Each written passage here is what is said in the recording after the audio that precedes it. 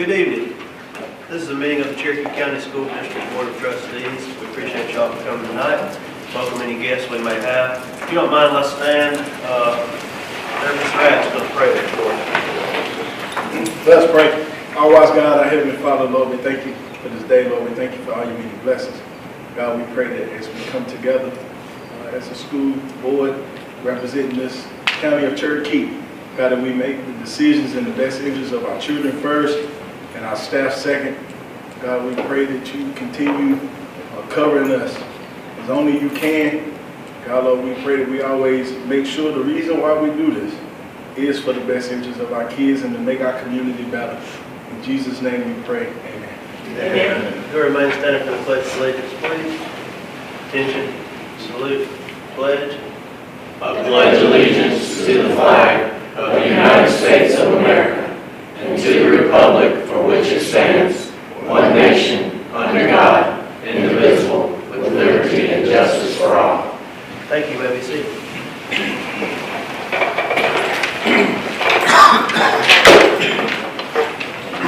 I have a motion to approve the board agenda? Motion to approve. Motion, Ms. Shackelford, second, Mr. Phillips. Any discussion? All in favor? That is unanimous. Next up will be the South Carolina redistricting process update. Mr. Roberts from the state is here, and I'll let him introduce his colleague with him and turn it over to him. Thank you, I appreciate it. Will Roberts, I work with the South Carolina Senate. This is Breed John, he also works with the South Carolina Senate. We were asked by Senator Peeler to come up here and discuss redistricting of the school board with you all and bring a proposed plan. And the first thing I'm going to do is I'm going to go over the guidelines that we use for the redistricting process and explain those guidelines and explain where we sit today with the 2020 census data and where your districts sit with population. I've been doing this for 20-something years, and I know if I go ahead and give you the plan and proposal we've got, you won't hear anything I say for the next 20 minutes, so we're going to roll this out in phases.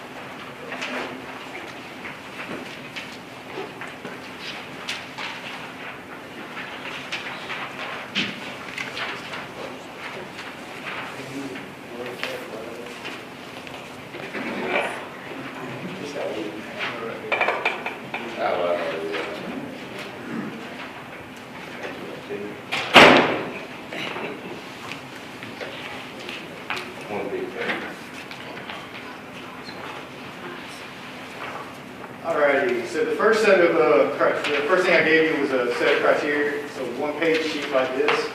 And what this is what we use to do the redistricting process. And so the first thing we look at when we're looking at the districts is we try to make sure that the districts are comply with the one person, one vote concept, which means your districts need to be mathematically as equal as practical when we do the redistricting process. Throughout the 10 years of growth between 2010 and 2020, parts of the county have grown faster than others, and there's been some in and out migration of residents through Cherokee County. And so when we look at your districts, some of them are going to be high in population, some of them are going to be low in population. So the overall goal for us is to redesign and shift the district lines to make sure that we've got a pretty equal population throughout each of the districts. The second criteria that we use is we adhere to the 1965 Voting Rights Act. As you might remember, 10 years ago, if you were here when we did this process, Anything we did involving redistricting would have to go to the Department of Justice for pre-clearance. That was under Section 5 of the Voting Rights Act. That's no longer in play for Section 5 is for the Voting Rights Act. But Section 2, we're still covered jurisdiction under Section 2 as well as the entire nation. And what Section 2 does is it says that no claim that you do for a redistricting or any kind of voting has the intent or the effect of discrimination against minorities. And so when we start taking a look at this, we'll sort of go through the single-member districts and where we stand as far as the percent minority in some of these districts and how those are protected under the Voting Rights Act. The other thing we do is we avoid racial gerrymandering.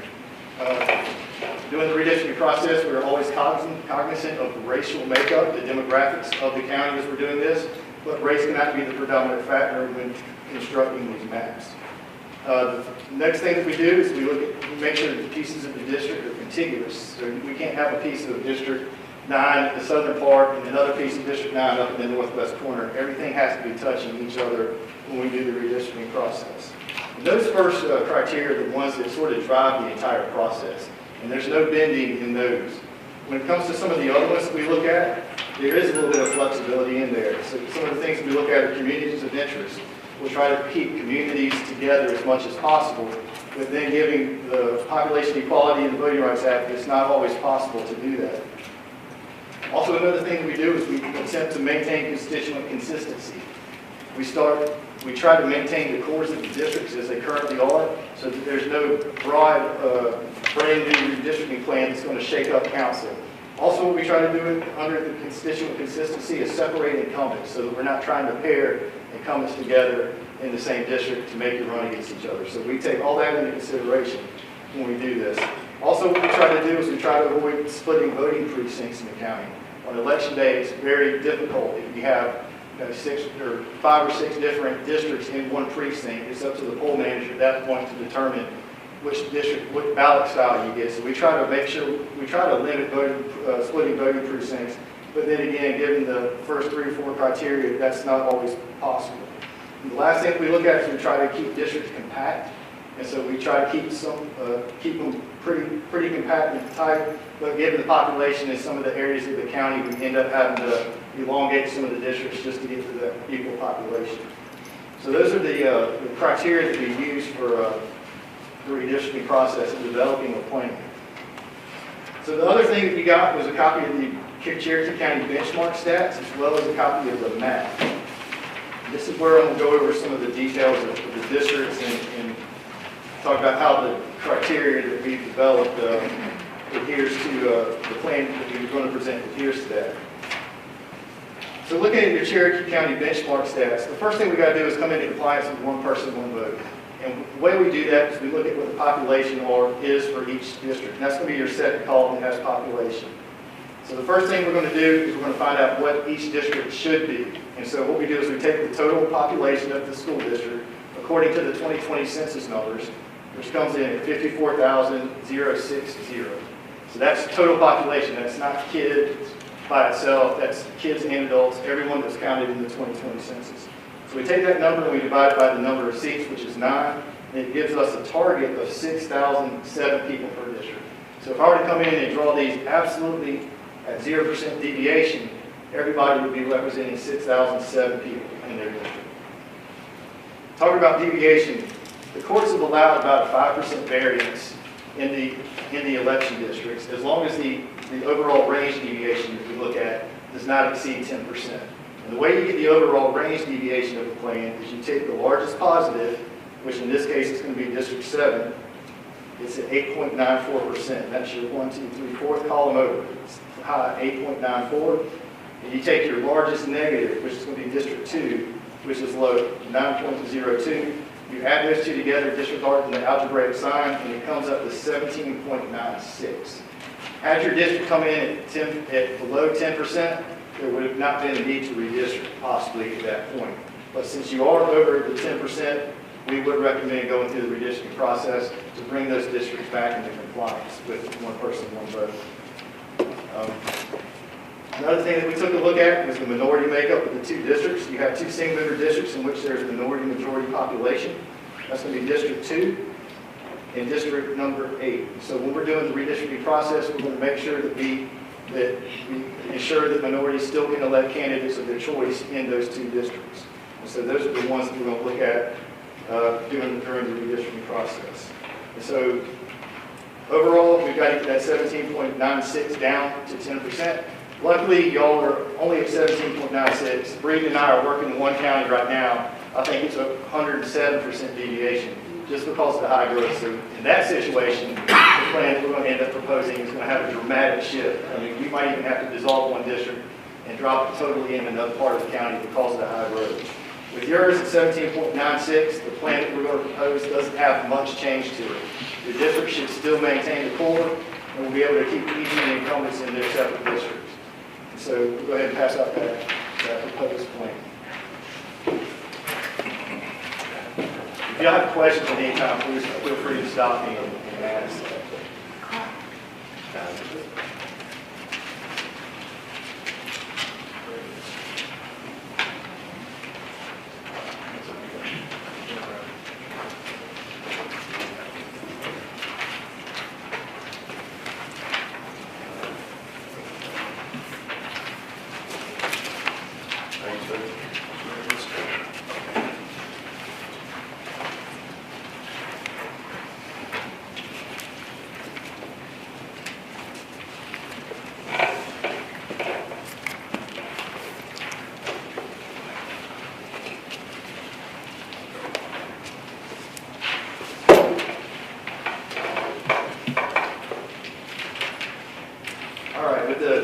Proposed plan that we've got, and this is just a proposal that staff got together, looked at the benchmark, came up with this plan, giving you the guidelines that were adopted for the redistricting process. And this is really our first shot. And what we were here to do today is sort of present this and get any feedback that you all have about the plan before legislation is filed. And with school districts, I'm sure y'all heard about county council going through the redistricting process, and city council, and I think the Board of Public Works as well has been working on it. But school district's a little bit different, as your delegation is the one that's going to determine what the district, what the lines look like for the redistricting process. But of course, it said the school district, the legislature is the supersized school district and has authority over the boards of education across the state, so they'll be the ones that decide it. I've had some instances where I've done work for the legislature where we just work in Columbia and they pass a plan, and then it's given to the school district later. And the school board has no idea what's going on. Fortunately, your delegation has been very proactive on this and asked us to come up here and get your feedback on the map and the proposal that we're presenting today. Under this Plan 1 proposal we have, our target is still going to be for equal population 6,007. But looking at the overall range deviation of the plan, right now, under this proposal, District 1 is going to be the high district at 4.43%, and District 2 is going to be the low district at 4.15%. That gives us an overall range deviation of 8.58%. So now we've adjusted the lines, population sits, so that it's below that 10% threshold. Also with our minority-majority districts, we've got District 2 at 58.13% and District 8 at 60.88%. Both of those districts we feel are adequate in order for minorities to elect candidates of their choice in those districts. And so that would comply with the Section 2 requirements that we're required to adhere to. Other than that, all the districts are pretty much the same. There's been some little tweakings on the exterior boundaries of some of the districts just to get that population shift in there. And so this is pretty much the plan we're proposing. And if you have any suggestions, we'd love to get them pretty soon because we're under a tight deadline to get this redistricting done. We've got to have something passed by May 13th, I believe is the last day. May 13th, somewhere around there, is the last day of the legislative session. And if it doesn't pass this session, we'll have to wait almost an entire year to come back and pick this up in January 2023. So we're sort of under the gun to get this done. And I know you've got filing coming up, as well as elections, I think, in August for school board. So it's a little bit different than some of the other school districts that have filing in August and elections in November. But this is something that I think we can possibly get done and push through the legislative process. We just want to get your feedback on this and see how y'all feel about the map, if there's any changes that you all would like to see before it gets introduced into legislation through the process. But, Mr. Chairman, that's all I've got for now. Does anybody on the board have any questions? I have a question, Mr. Chairman. Mr. Roberts, is there a way to get this electronically so we can zoom in and? Yes, I can get you, I can get the superintendent copies of PDF maps, the large size like this, so you should be able to blow them up on a computer. Super, thanks.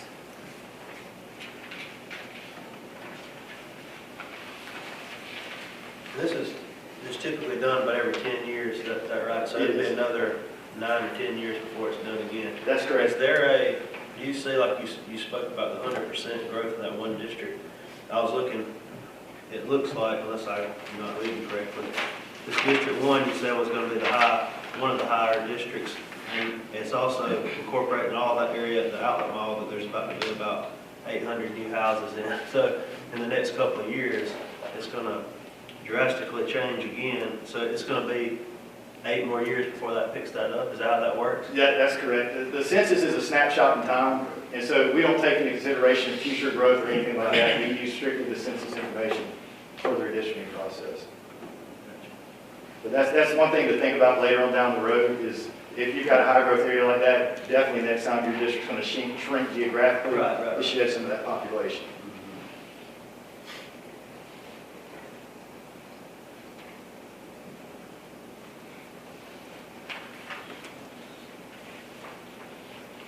Any other questions for anybody?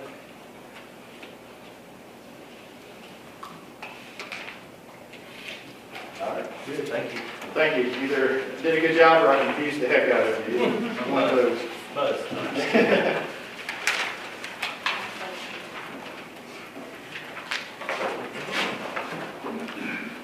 right. Thank you. Appreciate it.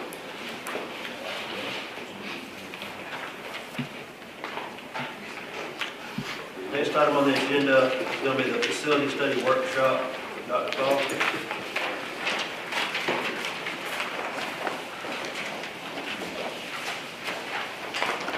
I just want to come down to the front here where I can move around a little bit. I hate sitting and talking to y'all.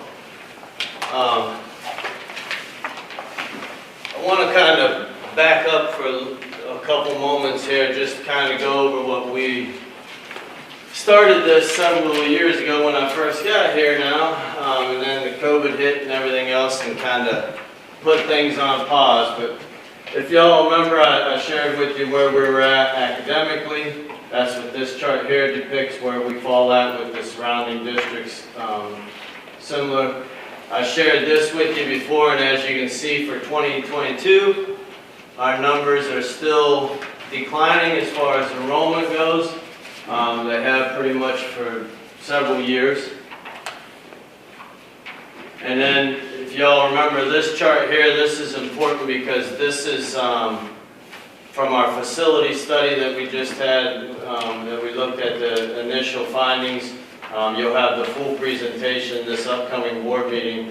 But I want to point out one of the things on here. You see BD Lee and Limestone. Just to reiterate, those do not include the mobiles on there. So with the mobiles, we're fine there. The issue of concern, which goes back to what Mr. Davis asked Mr. Roberts, is the Grassy Pond area.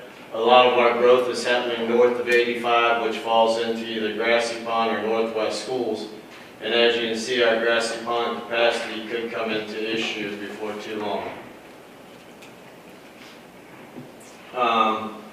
This is a little bit off now, got tweaked just a hair to, we're at 30 mils now, but as you can see, we were at 29.8, we're one of the lowest around by far.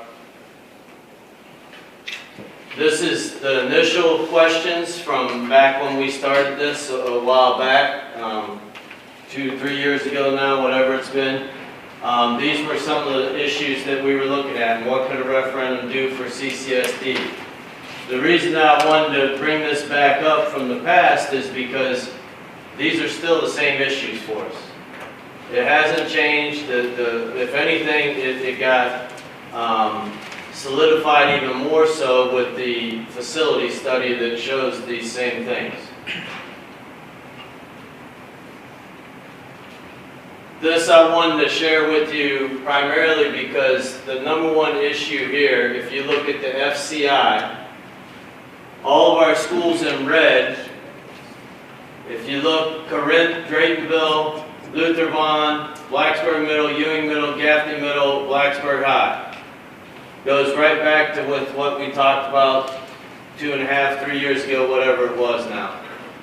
Goes right back to those same issues that we already identified. So the facility study even showed the same needs that we knew back then before we did it.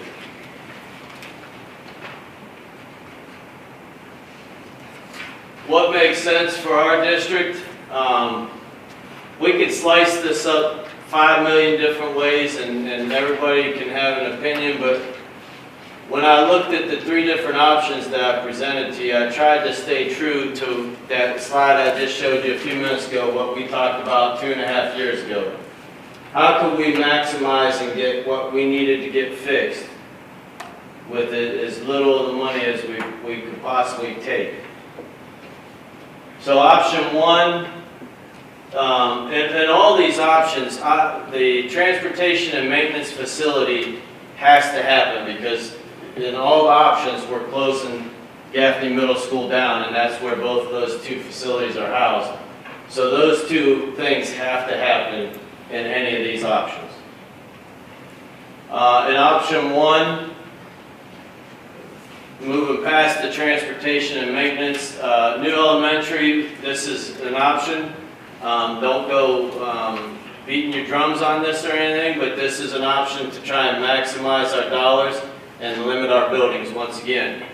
We could do a new elementary that could include Draytonville, Corinth, and parts of Luther Vaughn, and build it on the old Ewing site. And that new building, you're looking at about $51 million for that. So part of Luther Vaughn, you could divide up. Some of them could go to the Grassy Pond with an addition there, which is listed on here as well. That's why I have the Grassy Pond addition. And then the other half could go to the new building on the Ewing site. BDV Limestone Central, we promised when we closed the schools that we would try and do what we could to get additions put on there. You can see the numbers for that. I'll put up there 2 middle schools. You can slice this however you want. Either way, it's going to come out close to the same dollar-wise, with the exception of the $6,332,000 is for athletics. When you build the middle school, you got to build the athletics fields with it. So you could lose one of those if you did one big middle school. But the reason I did 2 is because one of the promises that the board made at the time when they closed the middle schools was that they would rename a new school, Bernard Middle School. So that's why I did the 2 middle schools there. And then Grassy Pond Elementary, like I said, that addition would be not only to accommodate our red line that we could run into in the future, but also to take that Luther Vaughn split. And then Blacksburg Athletics, upgrade to include turf at their football field, fix their baseball, softball issues that they have and have had for quite some time. And then new playgrounds for all the elementaries that are not new buildings to get all of our playgrounds. A lot of our playgrounds are not compliant. A lot of them are old equipment that I know some of you have personally told me you played on. So our playgrounds are a desperate need to update and modernize those for our kids. So with this option, you're talking about closing the wall? It could be potential, yes. If you look at the total cost for that option, like I said, this first option, I tried to look at the absolute most bang for the buck that we could do with trying to stay within some kind of feasibility of getting it passed. So that takes us to that amount there. If you have in your packet there the sheets of the what a $200 million referendum would cost. It's about $412 on a $200,000 home additional a year. Option two, tried to cut it down to just the middle school option. And that's, you know, once again, you could do 2 middles or you could do 1 big one, either way. You're going to come out to close to the same. Once again, you have to have the transportation and maintenance has to be a part of that. So option 2, you're looking at $125,892,547 on a $100 million referendum, which would be a little bit more than this, obviously. With you, if you own a $200,000 home, it's about 148 additional each year. Option 3, this is where if we took everything from the facility study and tried to maximize and build everything that we could build. That's the transportation maintenance, new elementary for Draytonville and Corinth.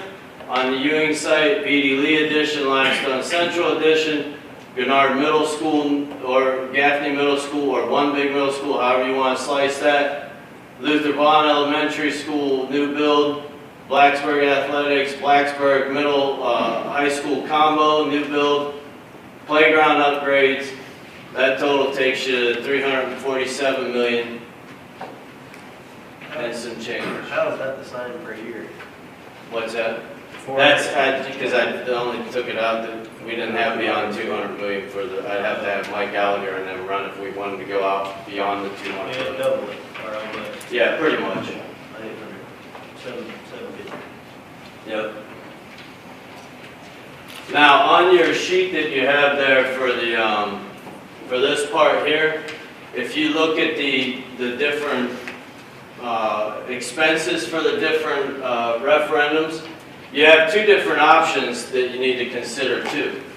Whether or not you want to do the 2.5 annually for capital projects, or whether you want to bump it to the 5 mil and that will change what that payment is. So that's another twist to all this that we have to consider when we decide on what the referendum is going to look like.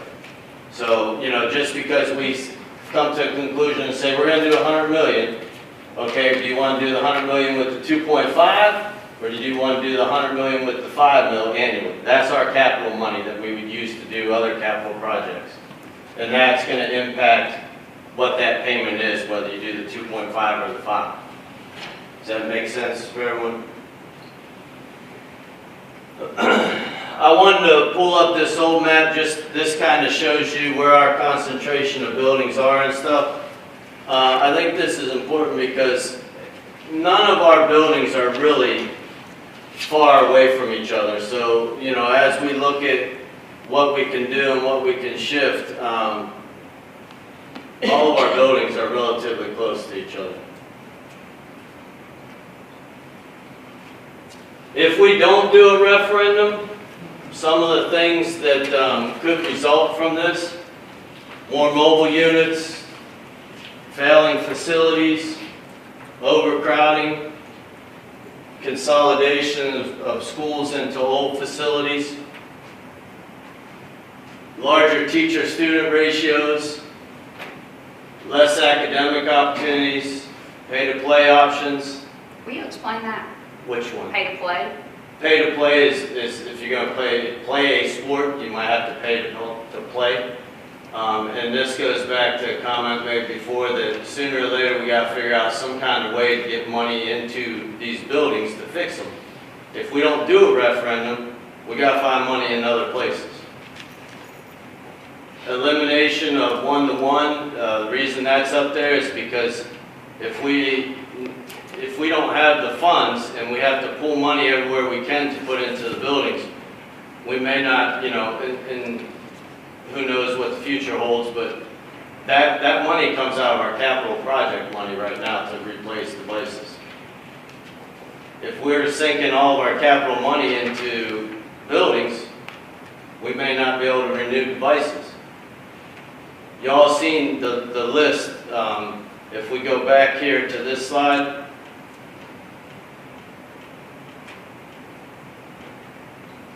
$238 million.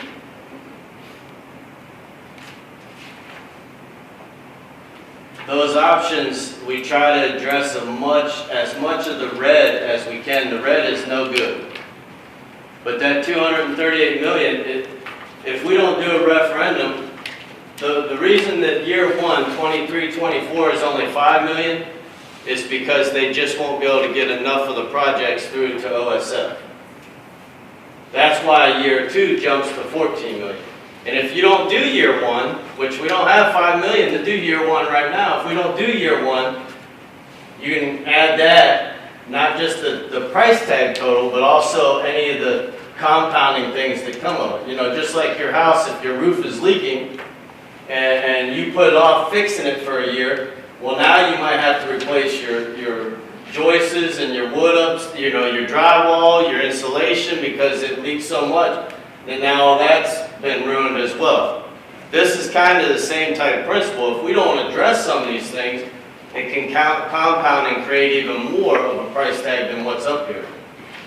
So, as you can see, we have a lot of need, which we all knew. I don't think that anybody sitting up here didn't know that and understand it when we put this facility study out. I don't know if you knew the magnitude, but I think we all knew that our buildings are aging and that there are needs without a doubt. So some of those things that we would have to do, this list here is to try and find money to put back into the buildings if we don't do anything.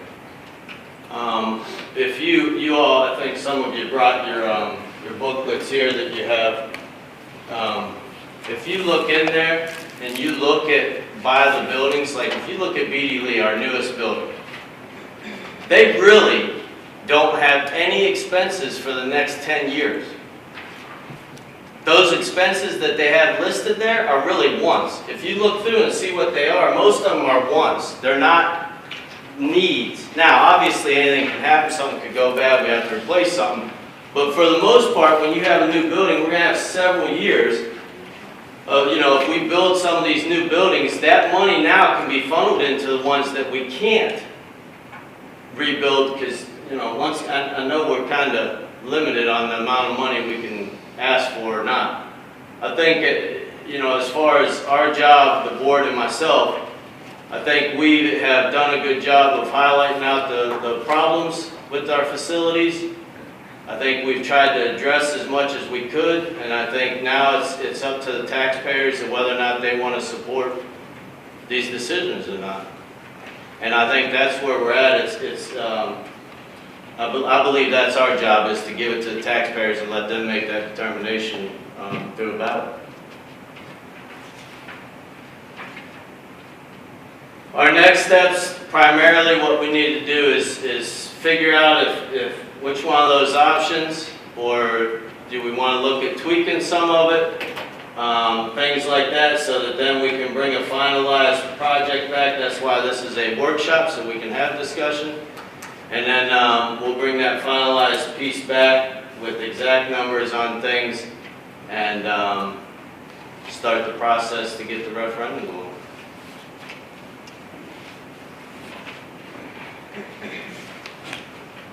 Questions?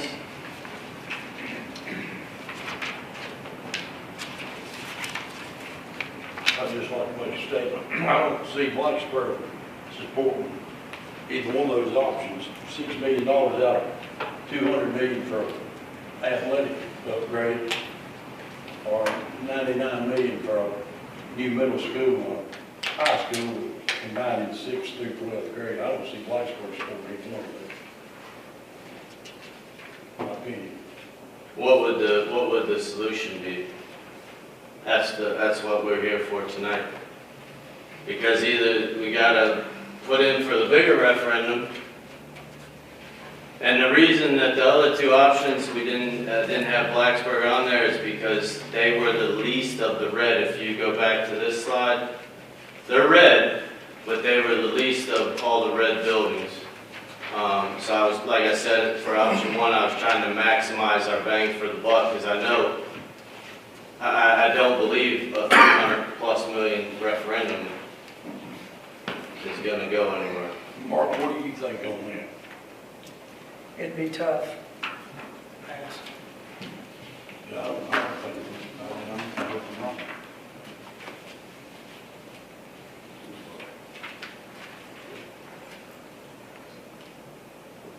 I don't know. That's where it's important. Like I said, if you look at BD Lee, if you look at their numbers, they're very minimal stuff on their list, and most of it is wants, not needs. So if we do build, like, let's say we take option 1, that money now that we can generate because those buildings closed and we have new buildings that don't have expenses can go into Blacksburg buildings. They were the lowest too. If you look, the high school is 51 and the middle school is 59. They were the lowest of the red, out of the red ones. I would love, look, I would love to do all of them because we all know they all need them. I was trying to be as realistic as possible. And you know, some of you may say that 100 million bond referendum is a reach. But I believe that this is the best 3 options that I could come up with for us. So your option 1, Dr. Fall, is still $206 million, right? Yes. I mean, for a community our size to pass that sort of referendum would be unprecedented, I think. I mean, you've got, over in District 5, they passed a 295, but look at all the growth over in Bowling Springs that they had to build. Clover, they did not pass a 197 referendum. Spartanburg District 3 passed a $29 million referendum. Chester lost a $116 million referendum. I mean, I just think that's a lot to ask. I mean, I think my constituents would agree that we need a new middle school. That's a no-brainer, right?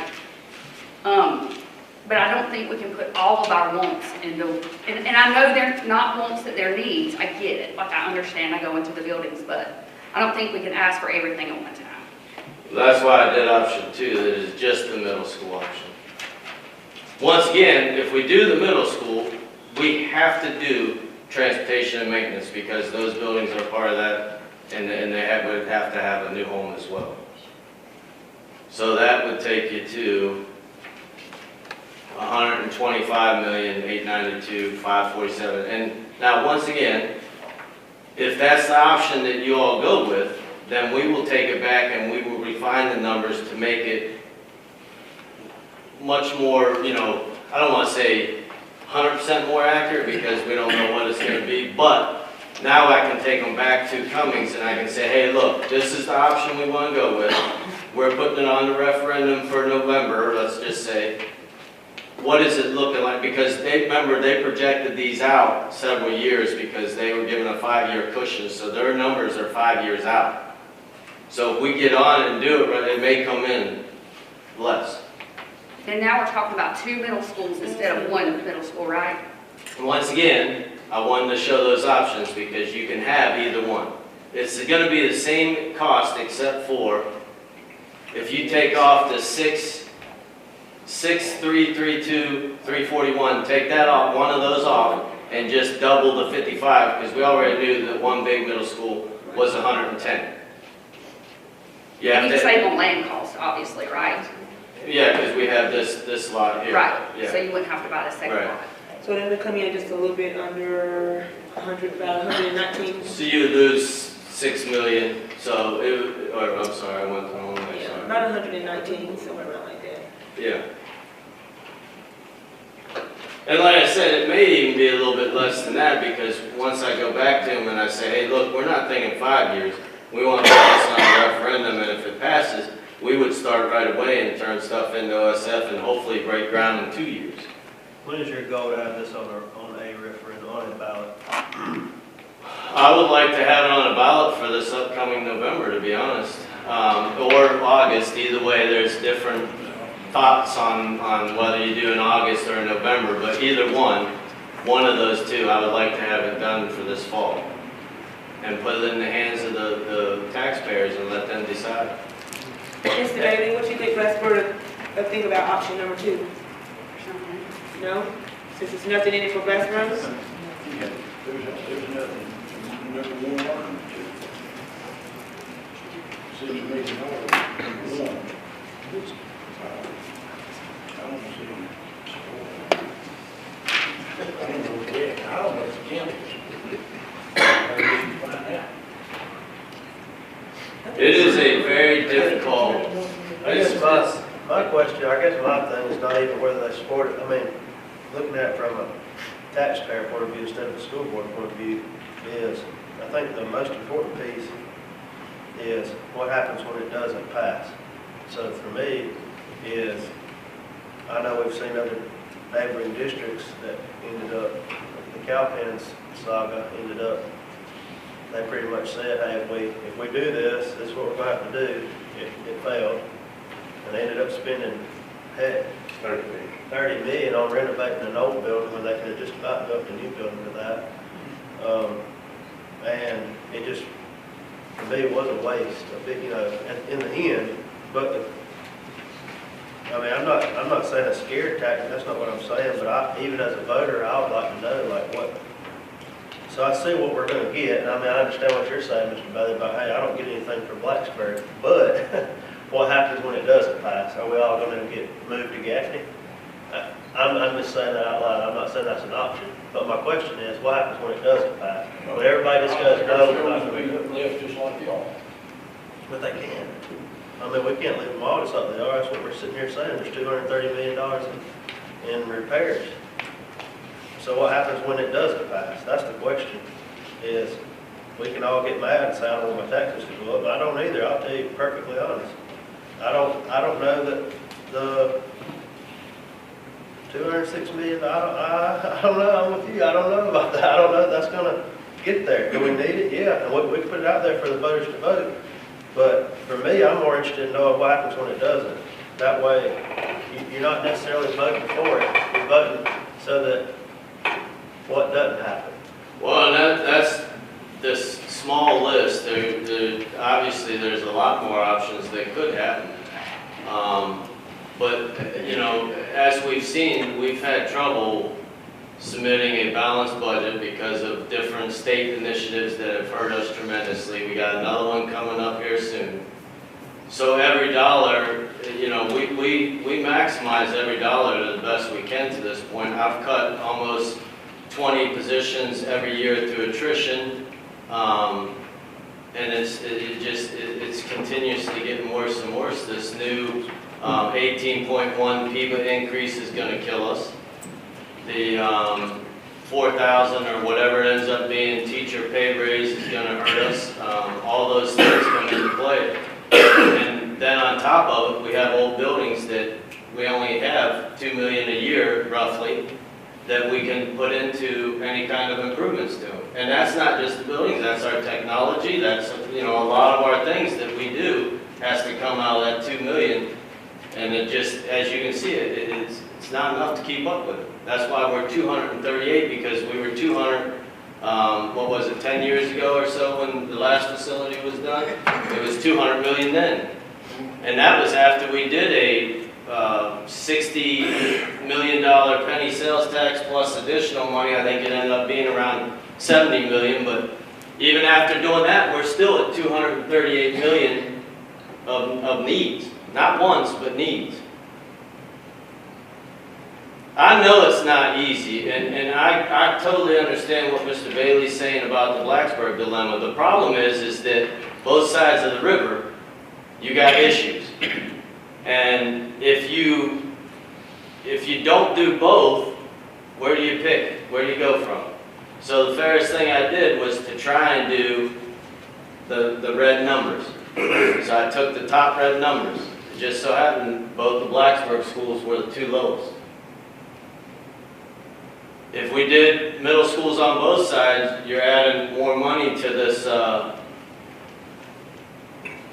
option 2. If you just wanted to look at middle schools and do Blacksburg side 2, you're going to add, if we just start talking middle school only and not doing the middle school, high school combo, you're going to add another 30, I think it was 38. If you look in your booklet there, it says how much just the middle school would be for Blacksburg. Where would your second middle school go over here? Wherever land is, I know there's one piece of land on the corner of 11 and what road is it? Old Post, yeah, thank you. Right by where the Dollar Tree and that is, there's 44 acres right there. So we could go there, which would be kind of ideal because it's in between our two growing areas, Grassy Pond and Northwest. And then the other one, obviously, over here on the land that we currently have, if you did two that way. I think we just need one gateway, like we planned. That's just not good.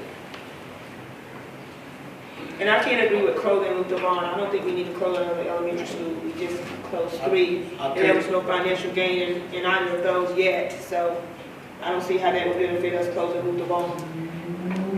I'm gonna add a little something else to it here. I mean, we've closed down Gosher, we've closed down Mary Bramley, talking about combining Draytonville and Corinth right here. And correct me if I'm wrong, but we're spending more per pupil at Blacksburg than we are at Cherokee and Gaffney. And with that expense like that, I just see everybody's got to suffer a little bit here.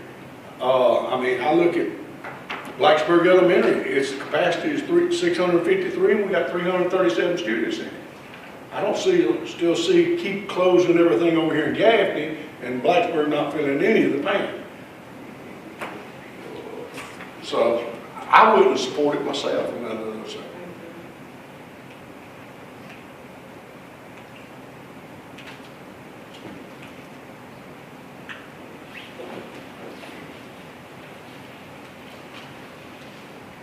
I understand Blacksburg wants something every time Gaffney gets something, so to speak. But we, you know, at some point, there's more here than there are there. I'm not saying they want this or that, I'm just saying, I don't see Blacksburg supporting this referendum. I would get $6 million. I think it's going to be extremely hard to get Gaffney to support it. Exactly. I think that, I understand what you're saying there, but that's what I'm saying. If we go thinking out further, what's the long-range plans here? I mean, because like I said, we were working and combining some of these schools that had the low numbers so that we could try to save money in the long run. If we're going to continue that right there, Blacksburg's going to feel some of the pain. Well, I don't know how you could close one in Blacksburg and you wouldn't. I don't know, you combine the high school and middle school and take some of those 6th graders back down to there, you got the numbers there. I don't think you got enough room to combine the high school and the middle school, and you know, they built that new primary school mainly because the elementary school was overcrowded over there. And I said then, what they should have been doing, that was back 20 years ago, they should have been building a new high school then. I'm just saying, Blacksburg High School with 863 capacity, you got just a little over 900 right now between those two schools, Blacksburg Middle and Blacksburg High. So, I mean, you know, if you drop the 6th grade back, that's probably going to take you, I don't know how many students there are there. Do we know, just for the sake of discussion, since this is a workshop, what would the difference be in building one big middle school and building a brand new high school on that site? The numbers were in the book. I want to say for if we did a high school like a 10 through 12, we kept the freshmen over. I want to say it was 123 roughly. You can, is it 123? 139 by boy.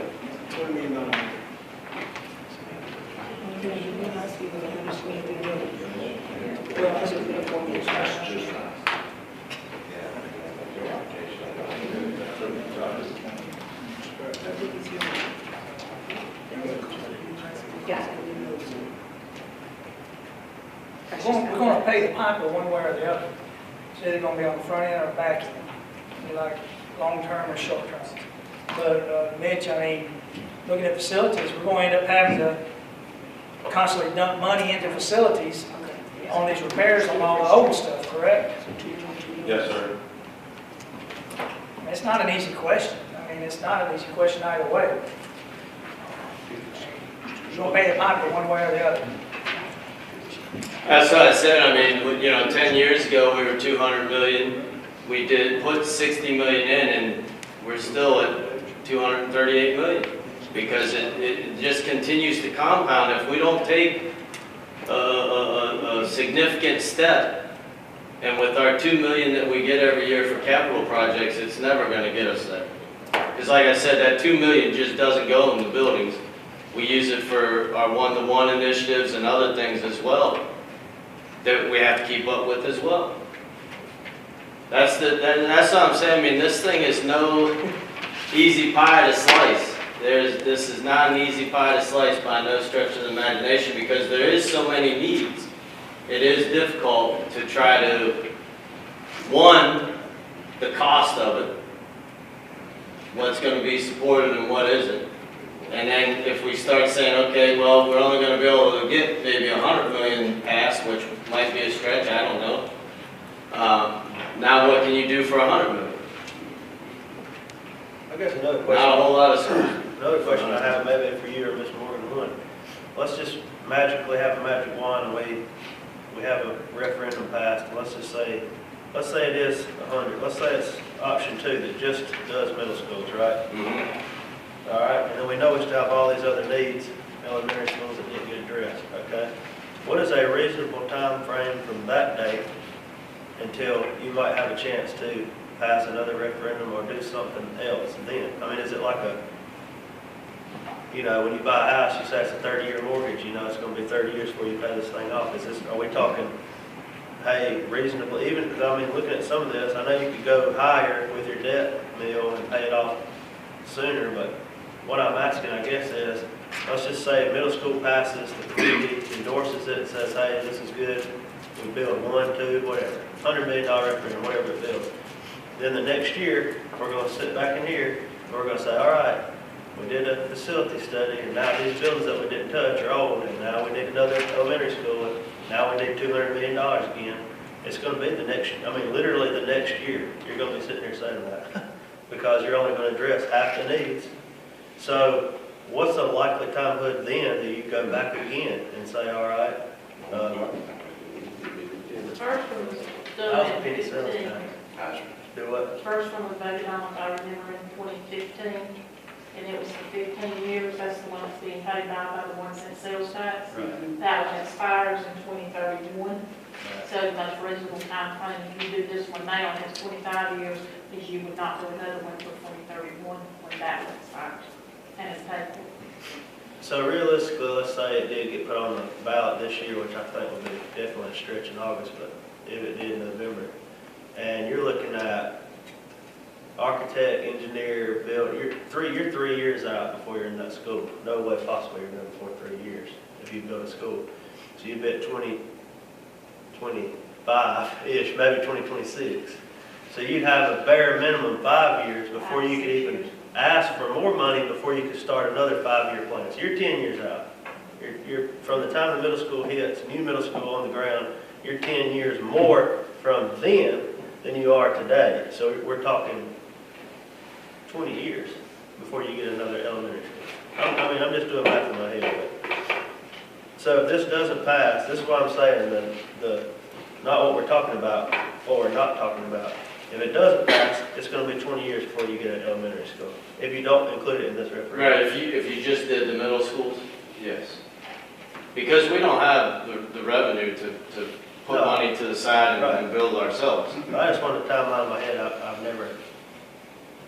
That's the difficult, we have so much need, that's the problem. The can has been kicked to where there isn't much can left, in my opinion. And if something drastic isn't done, y'all know, you've lived here, most of your life, and some of you went to these buildings. I thought it was very eye-opening, Mr. Davis, when the last board meeting you said you went to school in one of our so-called new schools, Grassy Pond. 20 years ago. That's the new school. That's kind of eye-opening right there in itself, I think. And I get it, trust me. I pay taxes too. This isn't like I'm exempt from my taxes going up. But I also have children here, and I'm an educator, so I believe 100%. If you don't invest in the education of your children, what do we invest in then? Because those are the ones that's going to take care of us when it's all said and done.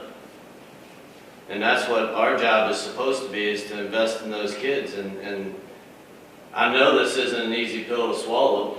Believe me, if I could have been here 100 years ago, I would have done things different to knowing what the future would hold, but none of us were, and we can't change where we're at. We can only do something about it. And I think if we don't do something about it, then we're no better off, and our district's gonna continue to struggle. Our buildings are gonna continue to crumble, and they're gonna continue to get worse and worse, and we'll be back up here, you know, in a year or two, talking about we have to close something, kind of a Gennard situation, because you can't leave it open anymore. I mean, that's literally what it's gonna come down to, and that's why if you look at these things that could possibly happen, the failing facilities, that's what I mean by that. You're gonna get to the point where because we can't keep up, we know we cannot keep up money-wise with the needs that we currently have. We don't have 15 million a year to put into buildings. So that is gonna happen. You are gonna have another Gennard situation where that building is gonna have to be closed because it just cannot operate anymore. It's inevitable. And then what do?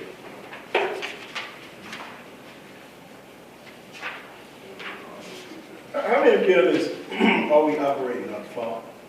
About 15? Right now, we were at 17 right now, yeah, 17.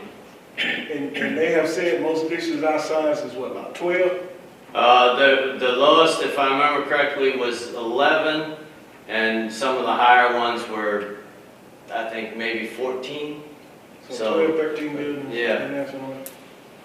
I do know, you know, I mean, obviously our tax base ain't big as some of our neighbors, and we all know that.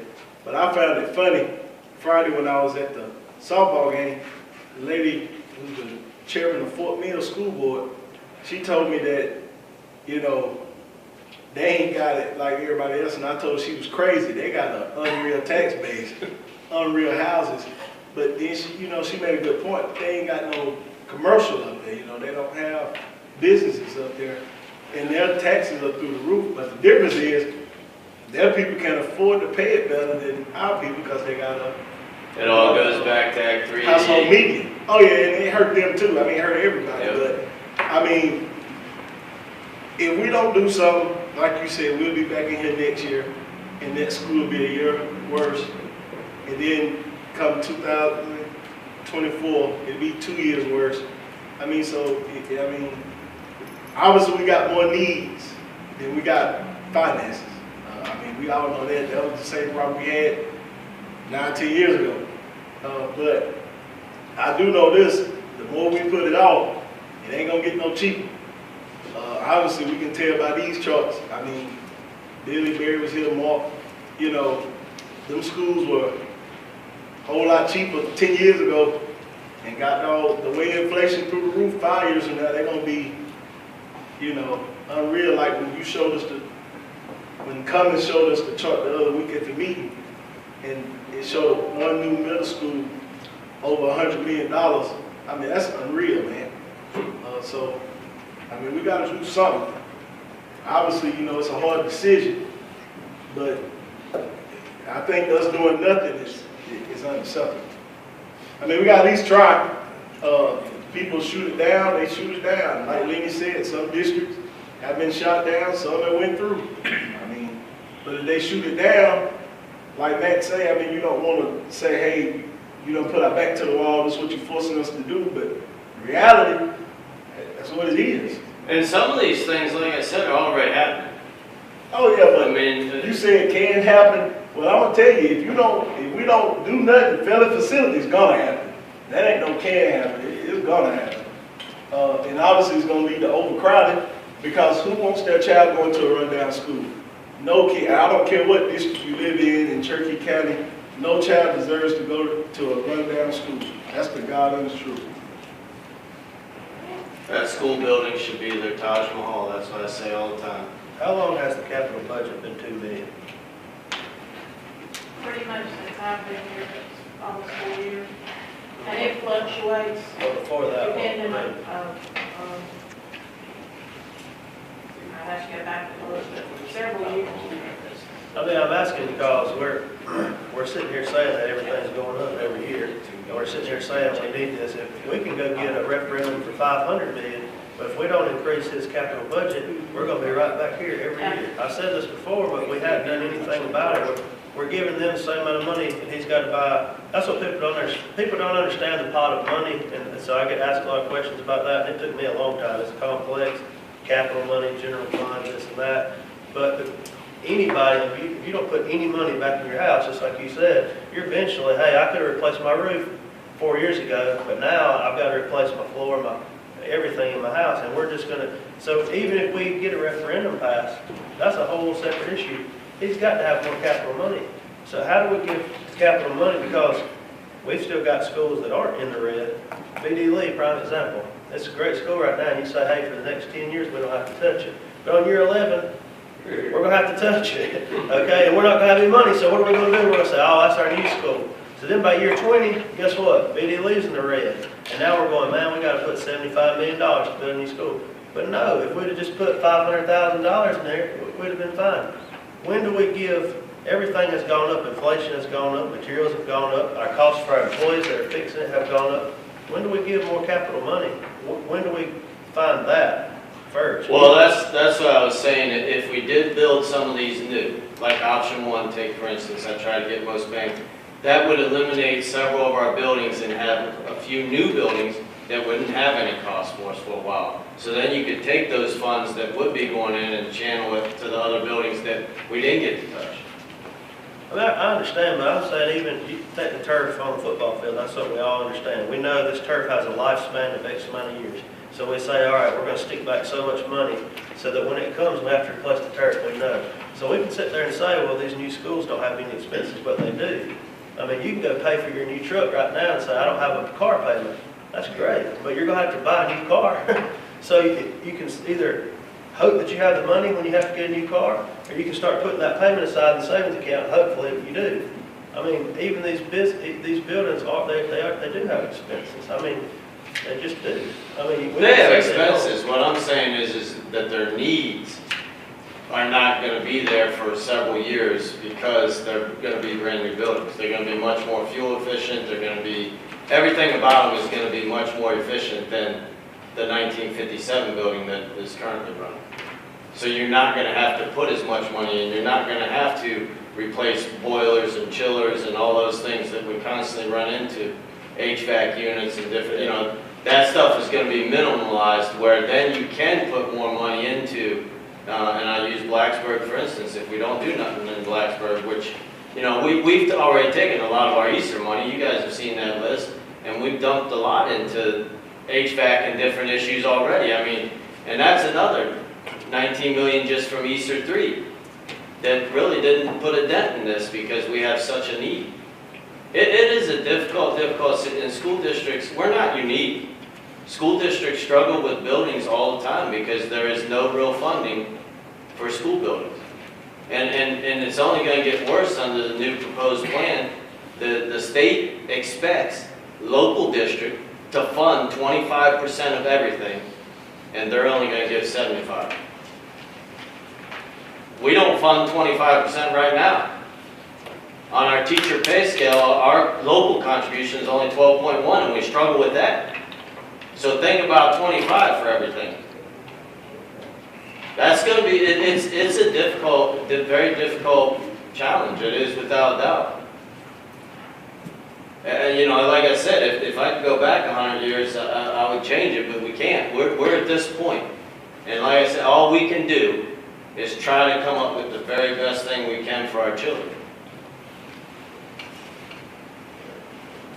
And I'm not a fan, you know, we could very easily put some fluff stuff and spread out across the district so everybody, but I don't believe in that. Our playgrounds are horrible. That's why I believe all of our elementaries need new playgrounds. Some of them don't even have ADA access that we get gigged for all the time. That's a problem.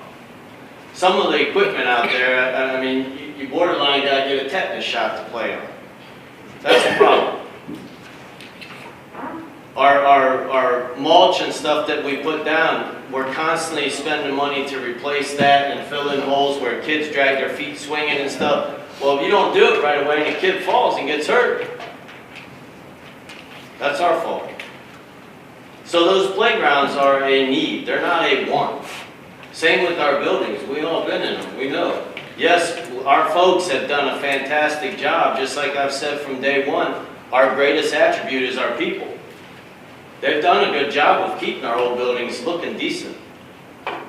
But it's not the look anymore that's the problem, it's behind the walls and under the floors and those things that are the major issue now.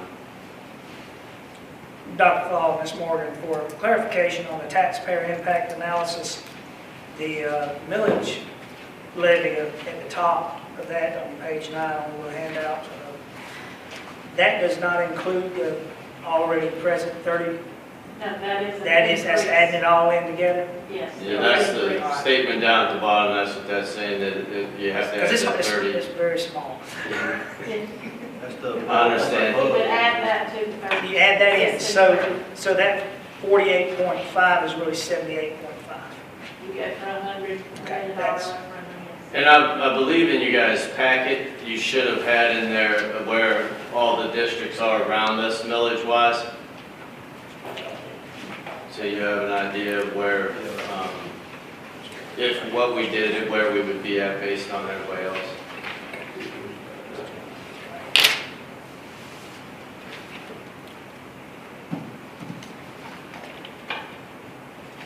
Because when you start adding it up and you add that, when you're looking at 200 million at a 5, you're looking at 124.5 millage rate. And you got Spartanburg 4 at 111 is what they're comparable. So I mean, that would, in my opinion, would be a fight for all of Cherokee County. When you start, when it is all made known. I get what you're saying, but to a degree also, you gotta keep in mind, their mills are different than ours. What they need to make theirs work is probably a lot less than what we need to make ours work. You know, like, who was it that just got the 200 and something, was that 5? Yeah. So where's 5 at on that list? It's not on there. No. Oh, probably because they just did that, so they. But their millage value is a lot higher than ours, so they don't have to take as many mills to get to 200 million like we do. Spartanburg 5 is 32.6. Is it on there? It's on that sheet.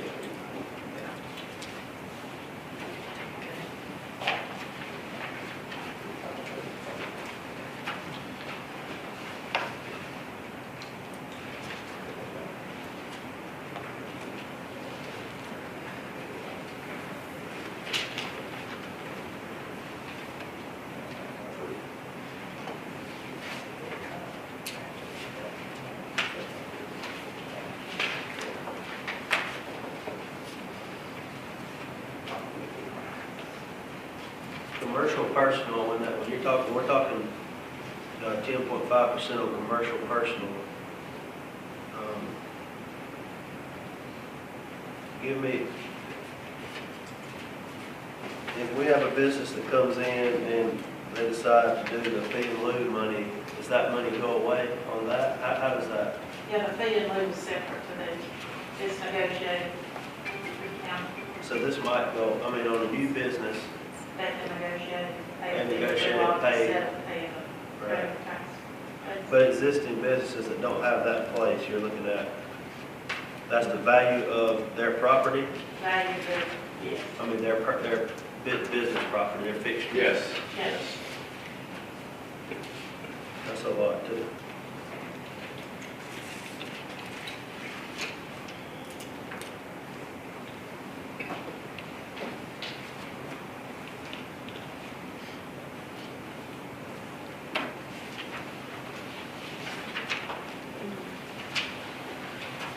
Well, I wish there was a way that you could,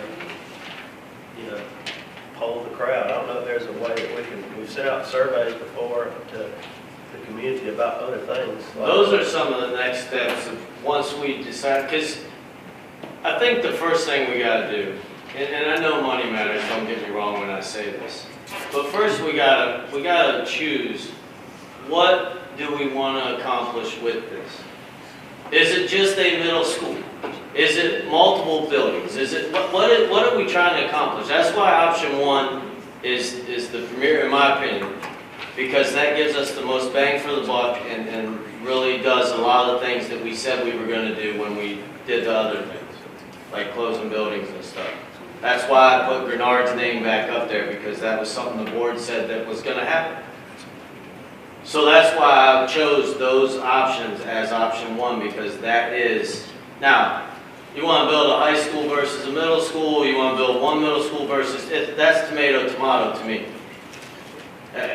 But those needs are there. That is still the needs that we have, and they are not going away. So I think first we have to decide what we truly want to put out there. Is it just one middle school? Is it 2 middle schools? Is it 5 middle schools? What do we want to put out? Then once we decide that, then we can start doing some community things, some surveys, some different things to start polling and get some ideas. I've talked to a lot of different groups on a lot of different occasions about different things. I don't want to call Mr. Jameson out, but I meet with him and several other folks once a month. And I think just about everybody in that group is supportive of doing something like this. Am I correct, Mr. James? Yeah, that's correct. You know, I think that all the groups that I talk to, people know we have these needs. I think that it is very clear, the community understands. Now, will everybody go out and vote for it? You know, you never know until it's on the ballot, but I think everybody understands that the needs are there. And I think that, you know, whether they're for or against, I think people are expecting something to happen. Whether or not they vote for or against it, we won't know until it's on the ballot. The part that kind of scares me is I believe we heard in our demographic study that our county is an aging population, and the people who are moving in here are typically an aging population. I just closed 2 this week. Both of them were retired people. They're coming here for the low taxes, which is, you know, may change if we go up 100 million. With that being said, those people, if you also want to do data, are historically the voters as well. Your 50 and older crowd outvotes the 50 and younger crowd by far. So when I went around door knocking even to run for this, you talk to people, and if the aging crowd is coming in who don't have children in the system, a lot of times they're on a fixed income and they just don't want it. I, for one, have young kids. I mean, you know, it's different for me. But when you start polling a crowd, what scares me is, we just talked a little bit, we've got 1,300 housing permits, which I pulled some data today from the Home Builder Association. The average here in Cherokee County, 2009, we built about 80 houses, the whole county. Last year was a great year, the best year we've had since 1987, and we built 168. We're talking about 1,300s. We're talking about the last 15 years combined. So there is no data that's going to show that. You can't say, well, we can follow this trend. No, because that's never happened before in the history of the county. There's never been 1,300 houses come in. So you don't know what's going to happen. But if we do think that the majority of those people are going to be aging people that aren't going to bring kids, that's what the data showed the other day, that there's not going to be an influx of children, then I would only assume that those people are not going to want to raise their taxes. They don't have any skin in the game. So the more people that you have to vote that don't want what you're trying to do, the less likely your number has to come down to get to a point where we can all agree to it. And that's what I think. Yeah, on the other side of that though, Matt, when I talk to older people, they realize though the need to invest in the community and that this is, we're saying we want better for our future. Oh, yeah. So I mean, you can't even drive past Gaffney Middle or Ewing, I guess, for that matter, and not know that we need better facilities. That is not a hard case to make, even without your doomsday scenario on that last page saying, if we don't do this, we're going back 50 years. Even without that, we know that we need a middle school. So in my mind, the option 2 is the more palatable one to me. even if you add the playground equipment to that, because I know that there's a need for a new middle/high school, however you want to slice it. And then we need those other 2 facilities too, but I mean, when you're talking millions of dollars.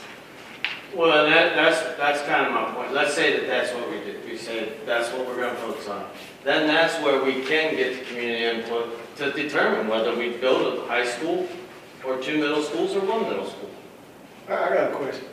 If we saying we strap financially, and it's $20 more million to build a new high school rather than a middle school, and I just sit here and counted it up, even if we built 2 new middle schools with the athletics, it's 122.6. It's still cheaper than building. Why would we build a high school instead of a middle school when them $20 million can go toward the other needs we have? I'm just asking.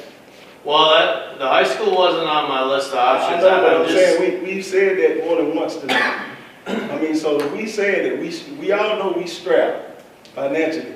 Why them $20 million can go toward playground equipment, can go toward addition at another school, and you done told us we can't get out of the transportation and the maintenance upgrades. I mean, them $20 million. I mean, ain't like we talking about $20,000. $20 $20,000. million get you halfway to a new elementary school. That's what I'm saying. So why would we build a new high school that ain't but 20 years old to stick the middle schoolers in there when them $20 million can go toward needs, not wants? Because building a new high school is a want. A middle school is a need. And them $20 million can go toward other facilities. I mean, to me, that's a no-brainer. To me, building a high school shouldn't even be discussed, honestly. Because them $20 million can go toward something that we really, really need. Really need. That's just my opinion. I'm going to say a Matt Davis line. Y'all can build a new high school you want to. I'm voting no. How's that my life?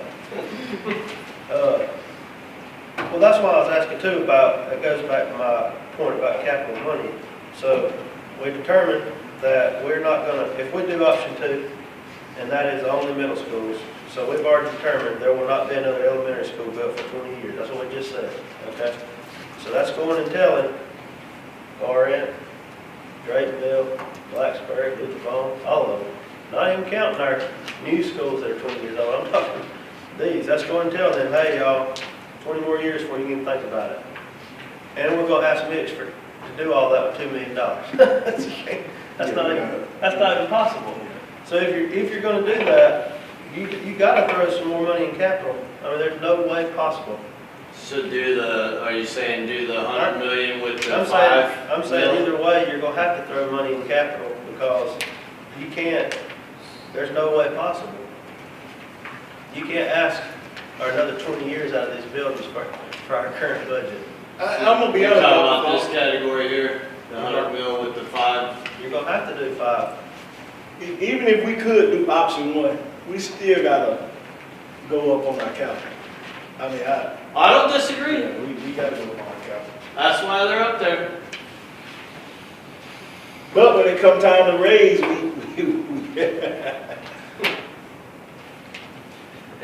You know, I try not to quote you all too often, but I'm going to say your line that you said, Mr. Surratt. If we're not going to do something with this facility study, why are we doing it? I said that 10 years ago, I say it again today. And that's the bottom. I mean, we knew going into this what we had. And you said it that night when we took the vote. If we're not going to do something, then don't do it. And we raised our hands and they got voted. So now we need to do something. I'm ready to attempt to do something. I only can speak for I'm ready to attempt. I just want to, you get one shot at a referendum from the past, what you see. You get one shot at putting it on the ballot. You get one shot at getting voted down or voted. And it better be right when you do it. It better be something that you think has a shot that the community will support. If it's too high, we're all wasting our time, money, effort. If it's too low, then you didn't get what you need to get. You have to get it, and if you have one shot, and you can look historically back, and what is it, Florence tried for round 2 and got shot down even worse. You get one shot. Here would be my suggestion, if you all are in support of this. I think it's pretty clear option 3 is out the window. Correct? Nobody disagree with that? So why don't we do this? Why don't we take option 1 and 2 and give me a little bit of time and do some community surveys, have some community meetings, and see what they're willing to support. Maybe Scott, you can help out in the paper and run something in there, a survey in the paper as well, and try to get as many voices on it as we can so that we know kind of going into what will be supported and what won't. I agree with that. The biggest thing you gotta do is get all them people that fill out these surveys to register to vote. Yeah. Now, that's what you're trying to do. Or actually get them to vote. Because you might get 5,000 people in the paper or on your survey say, yeah, let's do it. And you go up there and you vote, you get 600 votes, because I only did 4,400 wasn't voted registered. They want it, but they're not registered to vote, so their vote don't count. Well, They don't have a vote. and I don't disagree with you. That's why I said, I mean, whatever we put out there, you don't know until That it goes comes back down to to what voting. Mr. Davis was talking about, 50 and older votes, but 50 and older is registered to vote. When I ran in my district, none of my friends was registered to vote. People that I went, and I'm 48, so I fall in that under. But people I was sure would vote for me wasn't even registered to vote in any election. Well, and I have that conversation all the time when I talk to faculty and stuff. I mean, we're one of the largest employers in the county, but traditionally a lot of teachers don't vote. They should. And they should, because there are so many things that they get impacted by that they don't go out and vote. So I stress to them all the time about the importance of voting.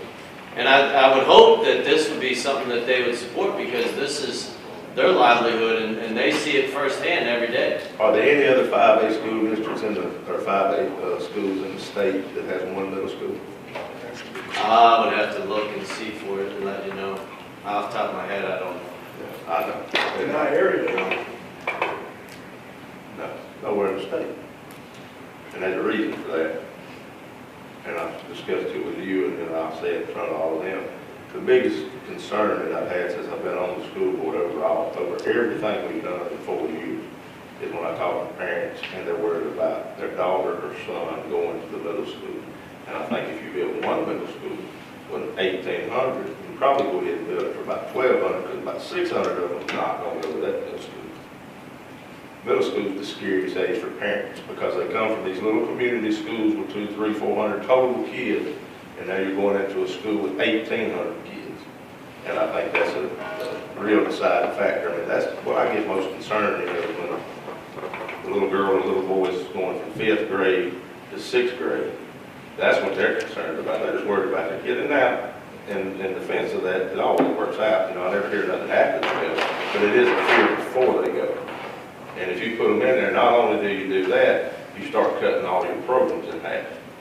And what I mean by that is athletics, band, arts, anything you do is going to cut it in half. So, because we're not going to have an A team and a B team, because then you got a whole different problem. Why ain't my kid on the A, or why ain't my kid in the A group in band, or the B group in band, or whatever. So you're not going to have that. You're going to have one, and you're going to start eliminating kids. And I'm pretty sure if we look up any study, you're going to say the more kids are involved, the better they do in school. And by building one middle school, I think you're starting to take kids out of extracurricular activities. And we all know where they're going to build in. They're going to go out on the street. And that's what we do not want to happen. We can't let that happen. But the plan that looks like so far with these 2 middle schools are both of them will be over on this side of town. So you're taking your middle school off on the south side of town. Well, Not having one, and all those children being bused way over here.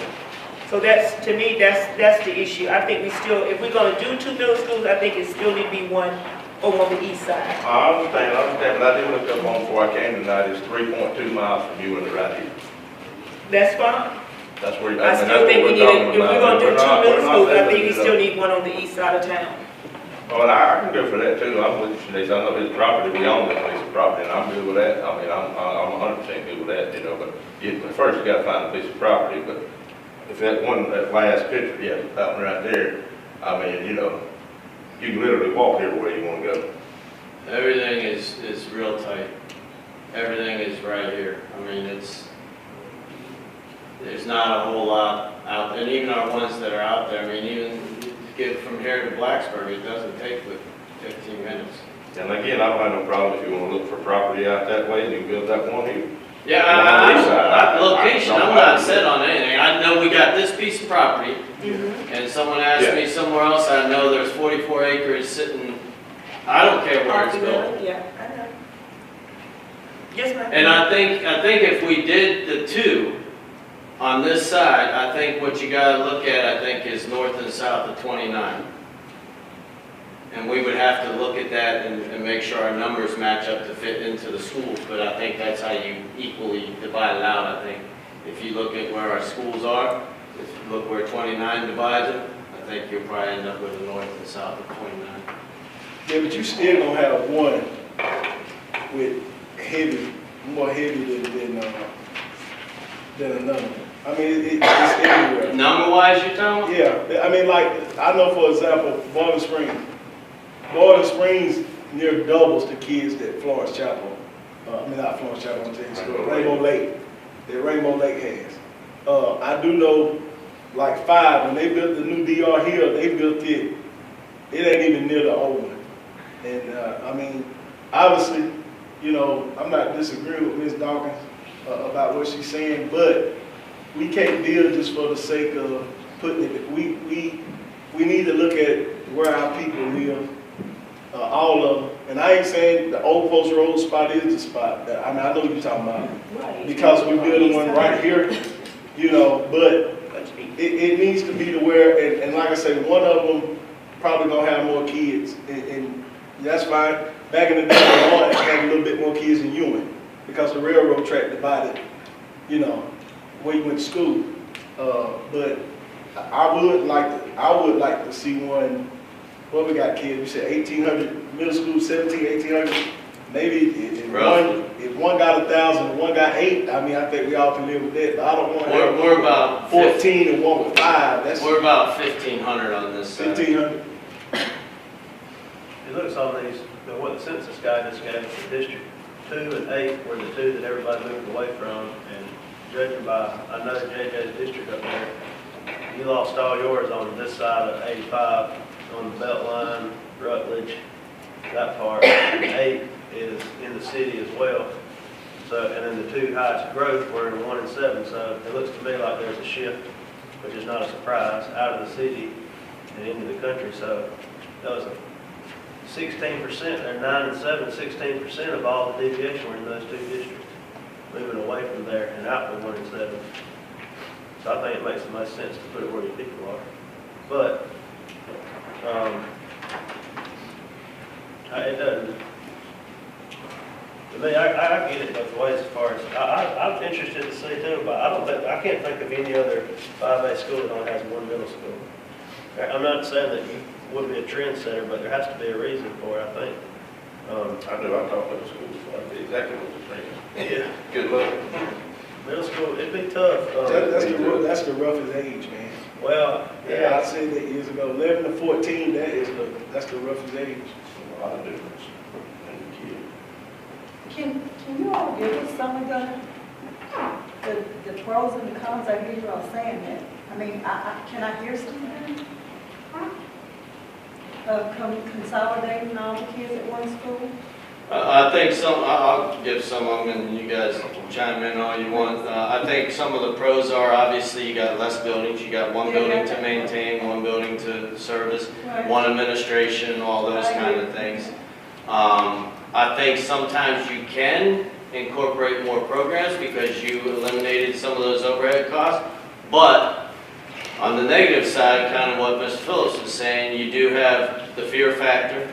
We have it right now with Gaffneyville only having 1,000 kids. I know I've heard that as well.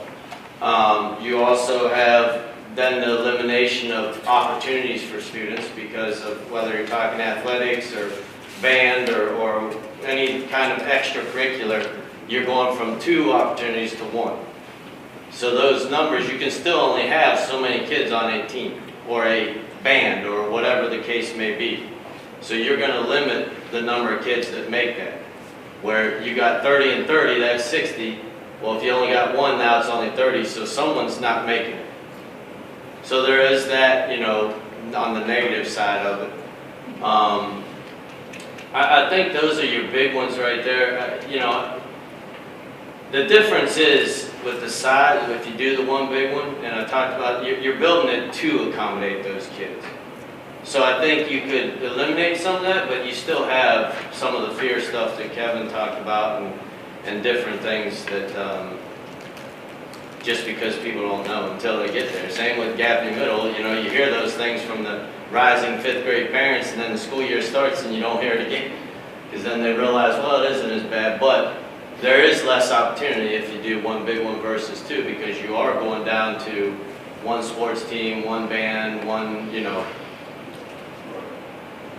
We don't have the data in front of us, and it's going to be a little bit skewed because of the charter school opening this past year.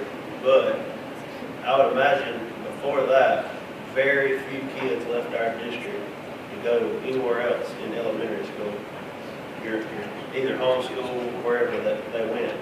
It's usually in sixth grade, middle and high schools where we end up losing our students to homeschool, especially, or other schools. I mean, that's where our number has dropped. Now, this past year it didn't because, like I say, but historically, that's when they make their decision to stay.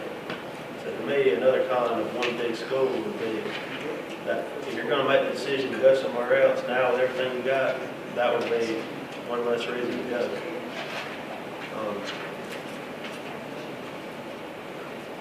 I guess it's a school choice, though. I could go. Fill up Blacksburg over there. Statewide school choice. Fill up Blacksburg over there.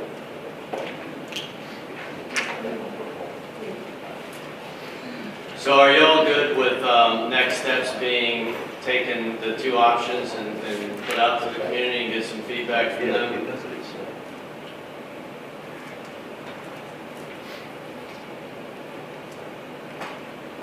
Are you taking the two and tweaking them to make one and putting that out there? Is that what you said you were going to do?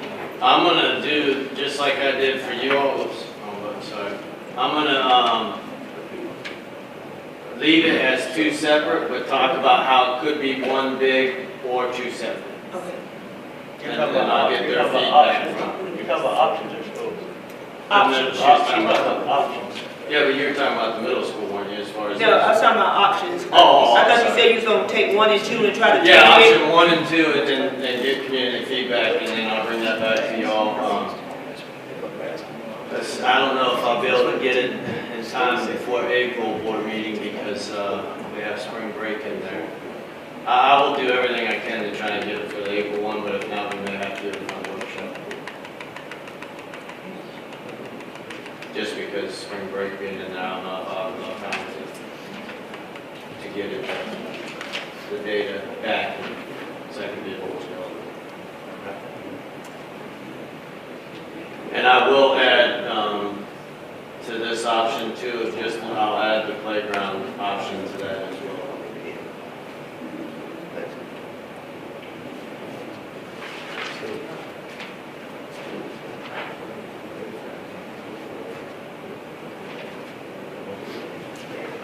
Would you recommend as well hiring somebody to handle this referendum like we had discussed before, or is this something we would do? I think without a doubt we hire someone to do it, whether it's part of the design build, whether it's I know Mr. Cummings and them, they do a lot of that as well.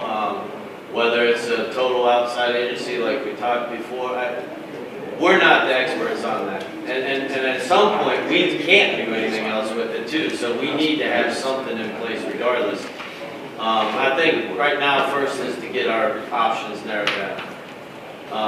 Jeff, you do this a lot. Do you see anything facility-wise different that we could do to maximize dollars, or?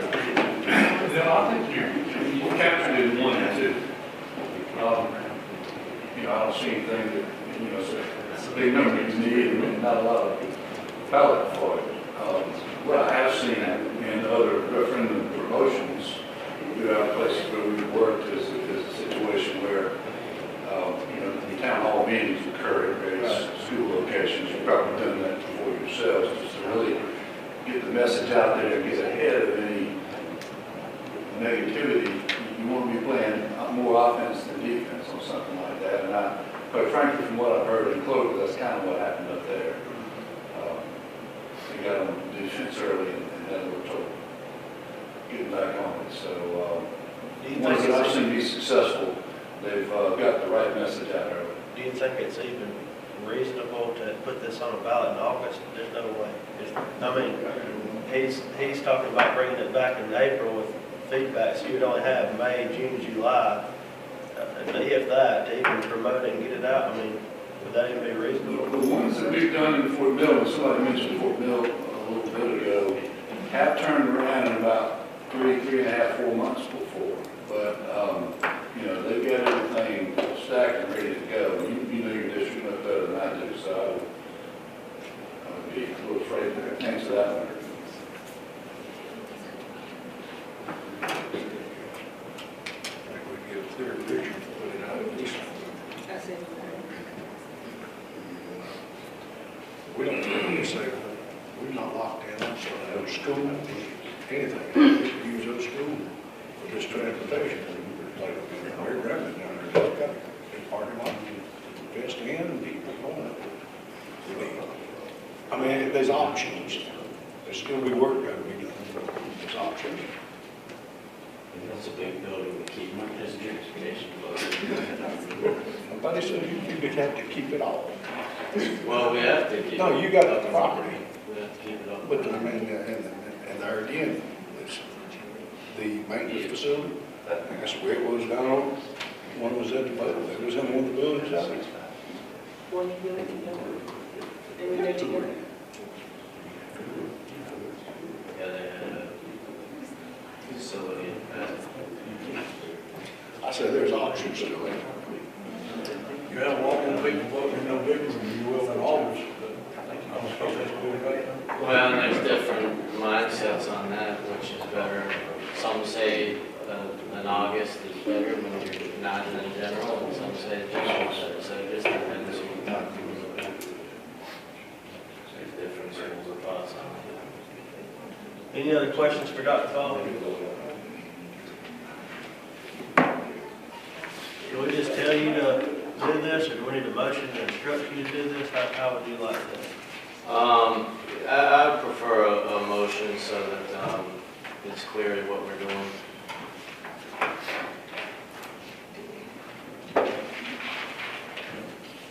So I need a motion from somebody that we would instruct or give Dr. Fall the power to do up to, I'll word it right without writing it down, to choose option 1 and 2, adding playground equipment, to send out a survey to the community and come back with their results.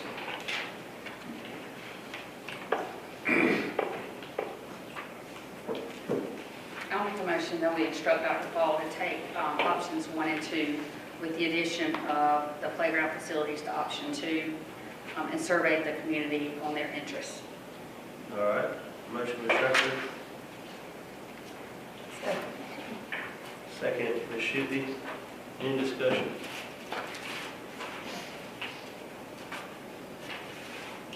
All right, all in favor? That is unanimous. Appreciate it. Thank you all.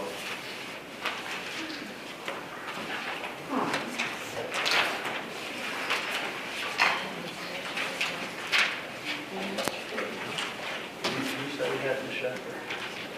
Ms. Shepard. Keep the meeting on Tuesday, whatever, and on 18th. Do we have a set date for the workshop? It's on the calendar, all the workshops. Oh, I looked at each one from last time. It's not back in that. Next item on the agenda is adjournment. Do I have a motion to adjourn? Motion. Motion, Dr. Nix. Second. Second, Mr. Phillips. All in favor? Meeting adjourned. Sherry, do you know what date